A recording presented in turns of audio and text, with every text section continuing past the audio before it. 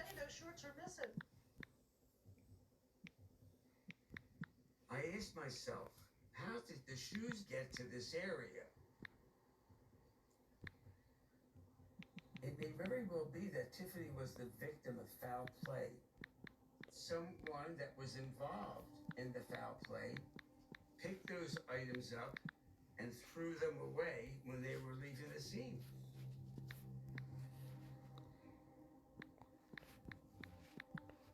Another theory is that Tiffany took her shoes and headband off where Diane found them and walked barefoot to the tracks. I don't know what sense it makes to walk from Tiffany's house to where the shoes were found, and then take your shoes off and put them in the woods, and then walk to where the train strike happened. You got your shoes on, why take them off?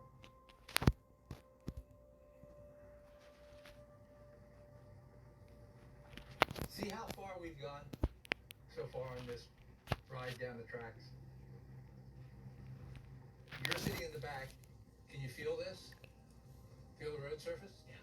How are you doing that in bare feet? This is just railroad bed and has nothing but sharp rocks with edges.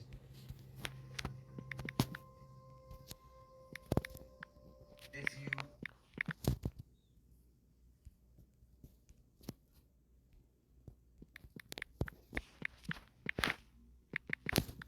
There's nothing you can do, but you can still hope, and we hoped, and we got out of it. Not long after the fateful flight, Captain Eric Non-stop local at 11. This is breaking news. We are following some breaking news out of Whitman County tonight, where the Wagner Road fire has now grown to about 1,200 acres. And earlier, it shut down roads and even prompted some evacuations. Good evening. I'm Morgan Ashley. Nonstop Local's Adam Schwager is there live for us, just a short distance away from the fire because of cell service. Adam, what have you learned?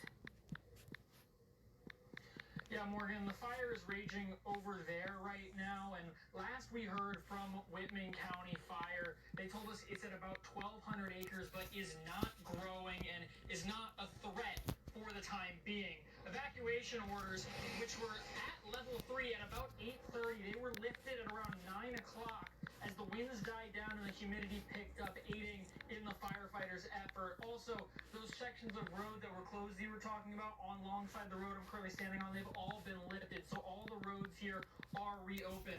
Fire is currently at 0% containment, but air units provided by the state have helped dampen any potential fuel, and ground patrols provided by all of Whitman County's fire districts and Spokane County Fire District 3 have established a line around the fire, and they'll be getting reinforcements in the morning from the Bureau of Land Management as they're currently controlling this fire throughout the night. The fire started at around 5:30 this afternoon on pasture land and has created a lot of charred land in its wake, and the smell of smoke is wafting through the air here, but as of now, there's no damage to any people or structures. Residents here should still be aware that if conditions do change tomorrow, especially if those winds pick back up, this could become an issue once again. But for now, no evacuation orders in place, no structures lost, no injuries reported, just a large 1,200-acre fire in this pasture here in Whitman County. Reporting live tonight, Adam Schwager, Nonstop Local. Thanks so much, Adam, and we will continue to keep you updated as we learn more on nonstoplocal.com.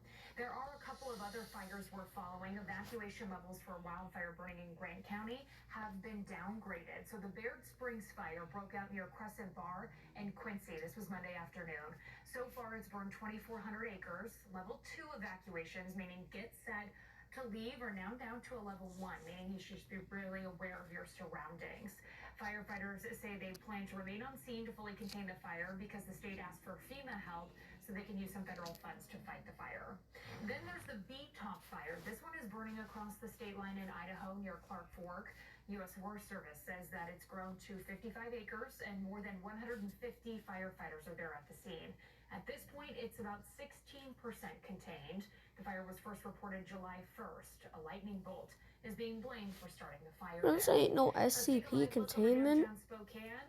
Beautiful sight from here. Very warm night. And It'd be it's much only going to brutaler. get hotter. Justin. We're talking fire danger. I and know think what that's it about to is. increase as well. Yes, exactly right. As those temperatures go up and we continue to see those fuels dry out, fire danger is also going to continue to increase, and we don't like to see lightning. We saw just a little bit today.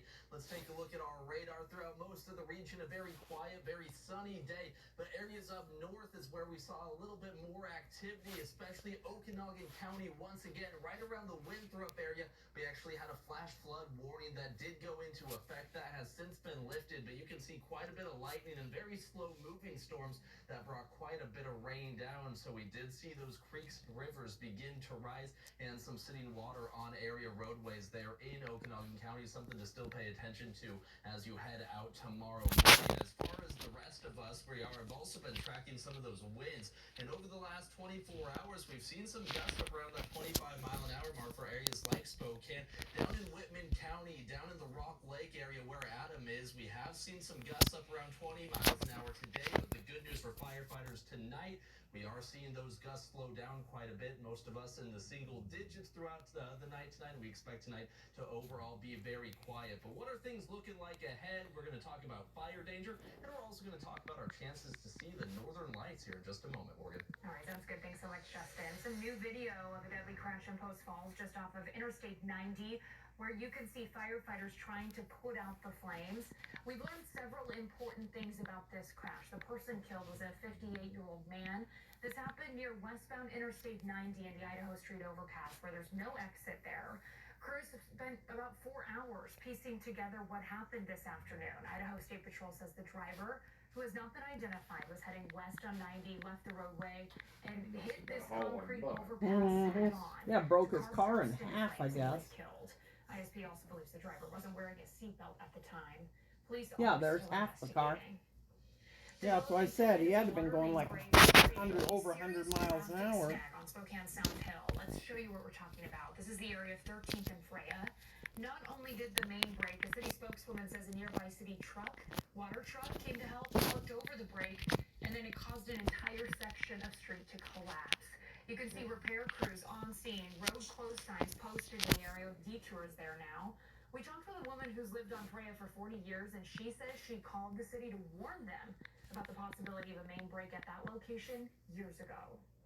Well, they don't listen. That's the problem. They just won't listen. And this years ago? And it could have been. Kind of weird. Students late last year. University President Scott Green says they're taking calls for inspiration for a Vandal Healing Garden and Memorial. Green says this memorial will be constructed on campus. This is a mock-up of what they're looking like, or thinking this garden will look like. It'll be a project led by students, but they do want design submissions, that you can find that information on our website as well as the university's website. There's also been a lot of talk around the demolition of the King Road home as well. University leaders now say future plans to demo the home won't be made until at least October. As we reported before, the prosecution and defense have agreed there's no legal requirement to keep it standing. The families of the victims are expected to start receiving some personal belongings that have been recovered from the home. Suspect Brian Koberger, meantime, is in the Layton County Jail facing 4 counts of murder, indicted by a grand jury. His next court appearance is scheduled for mid-August. Well, across America, floodwaters are receding after a powerful storm dumped torrential rains across Vermont. The flooded streets, businesses, and homes have led to dozens of water rescues. There were concerns a dam would overflow from the extreme amount of water. In a safety alert, agencies throughout Washington state are increasing traffic safety patrols in an effort to decrease deadly They are. There was a ton out the today. Washington Traffic Safety Commission says We saw 7 state patrols and county sheriff between Mary's house and Moses Lake. 7 of them just parked on the roads or pulling people over. Yeah, that's what I thought. Usually you're lucky if you see 1 or 2, but following too close. Also, don't get behind your motorcycle after consuming alcohol or drugs. And if we can all be courteous and be polite, then we can definitely reduce collisions during this time period. According to the commission, data shows there were 132 motorcycle deaths in Washington in 2022. This was about a 43% increase from 2021. Well, happening tonight, the Spokane Public School System has decided on a name for the new outdoor sports stadium being built downtown. Our partners at NLCS Board of Directors voted unanimously tonight to name it the One Spokane Stadium. The one is stylized in all caps to emphasize unity among student athletes from all Spokane schools. Multiple groups involved in the naming process and the tribes that live on or near the land. A sponsor for the stadium still needs to be selected and approved, but the district says the $31 million stadium is on track to be completed in time for fall events, which is very exciting. The MLB draft wrapped up last night with the All-Star festivities over in Seattle. Noah Schmidt joins us now from the Northern Quest Sports Studio with our local college baseball players headed to the next level, Noah. Yeah, exactly, Morgan. A total of 6 players who are either Cougs or Zags will be heading to the major leagues. Let's start with the one we found out about today. Right-handed pitcher Dakota Hawkins, he signed an undrafted free agent contract with the New York Mets. That makes 4 Washington State Cougars headed to the show.